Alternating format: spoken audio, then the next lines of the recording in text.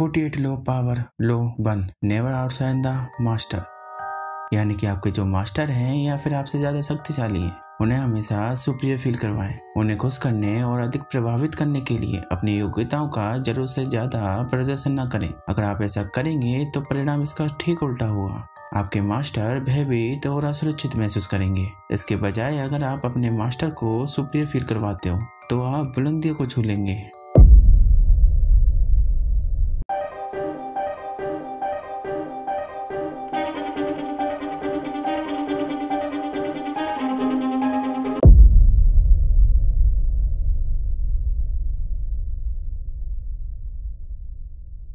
Niccolo forget Lewis XIV के शासनकाल के पहले वर्षों में ये उनके फाइनेंस मिनिस्टर थे, जो अपनी भव्य पार्टियों और सुंदर महिलाओं और अपनी कविताओं के लिए काफी प्रसिद्ध थे और ये राजाओं के खास लोगों में से एक थे। लेकिन जब 1661 में प्राइम मिनिस्टर जूल्स मजारिन की अनएक्सपेक्टेड तरीके से डेथ हो गई, जिसकी वजह से एक नया प्राइम मिनिस्टर चुना जाना था। लोगों को और निकोलस को लगा कि राजा के करीब होने के कारण उसको अगला प्राइम मिनिस्टर चुना जाएगा, लेकिन ऐसा नहीं हुआ।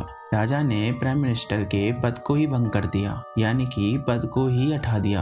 हुआ ये कि निकोलस को लगा कि राजा का ध्यान मेरे से दूर जा रहा है, तो निकोलस ने कुछ ऐसा करने की सोचा जिससे राजा का ध्यान उसकी तरफ आ जाए।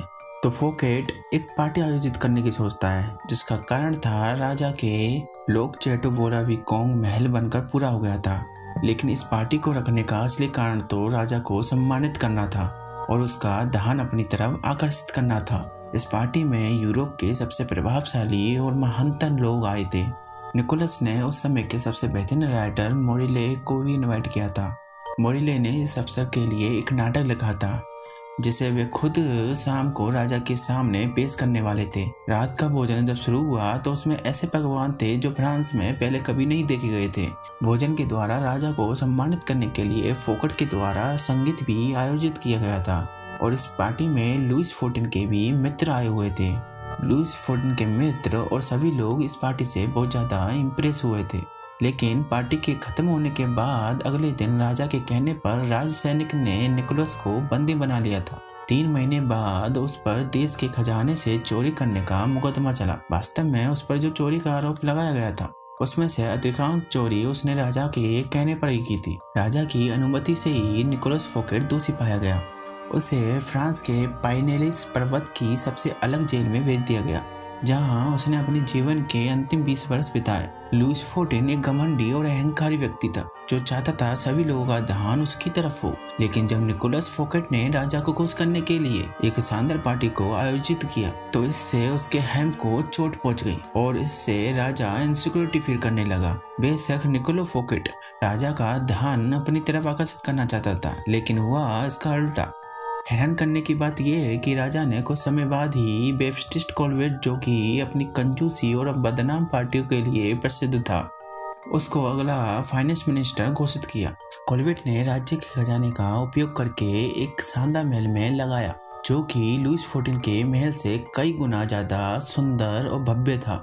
उस महल के लिए उसने एक पार्टी रखी, जो कि लुईस XIV की पार्टियों से कई गुना शानदार थी। इससे हुआ यह कि राजा लुईस XIV अपनी फ्रीडम खो चुका था।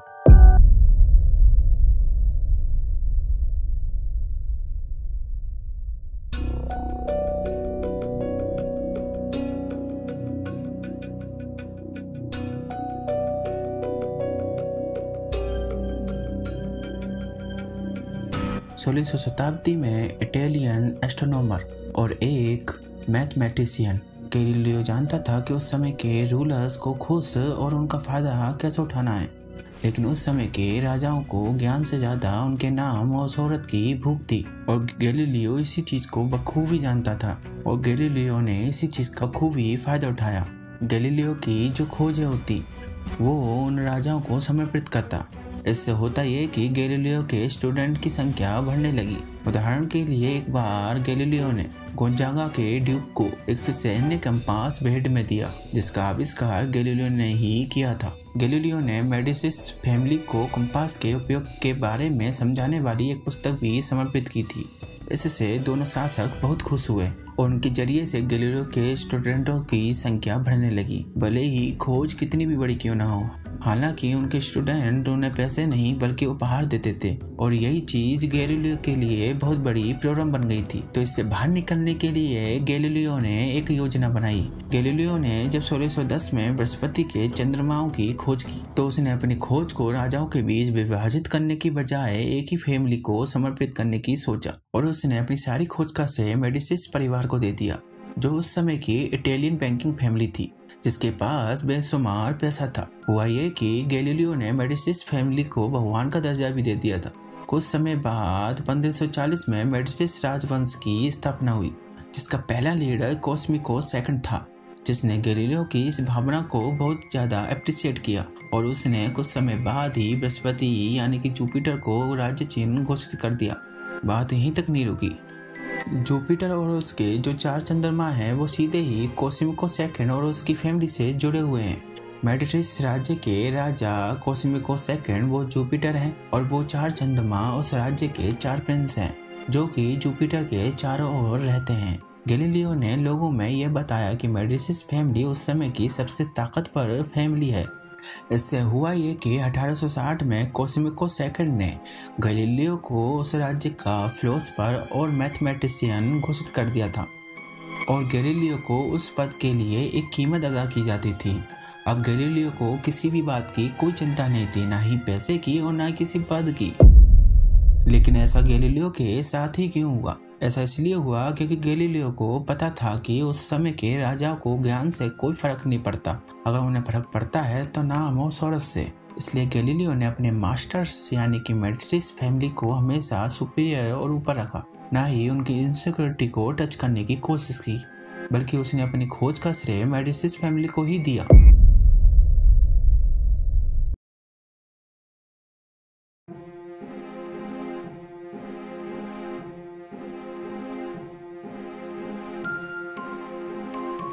तो आपको कभी भी अपने मास्टर से ज़्यादा ताकतवर और सुपीरियर नहीं दिखना है।